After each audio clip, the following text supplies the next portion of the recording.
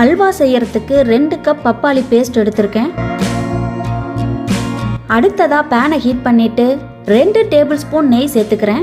அரைச்ச பப்பாளி பேஸ்ட்டை நெய்யோட சேர்த்து பச்சை வாசமும் ஈரப்பதமும் போற வரைக்கும் வதக்கணும். அடுத்ததா 3 டேபிள் ஸ்பூன் கார்ன்ஃப்ளவரை தண்ணியில கரைச்சு இதோட சேர்த்துக்கிறேன். கார்ன்ஃப்ளவர் சேர்க்கறதுனால அல்வா நல்லா திக்காவும் கண்ணாடி மாதிரியும் இருக்கும். கார்ன்ஃப்ளவர் நல்லா வேகிற வரைக்கும் மிக்ஸ் பண்ணுங்க.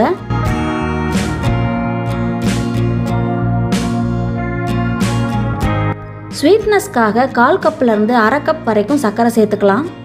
பப்பாளியோட ஸ்வீட்னஸை பொறுத்து சர்க்கரையோட அளவு மாறும்.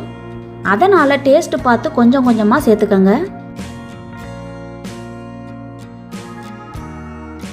டேஸ்ட்டை அதிகப்படுத்துறதுக்காக 1 பிஞ்ச் உப்பு சேர்த்துக்கிறேன்.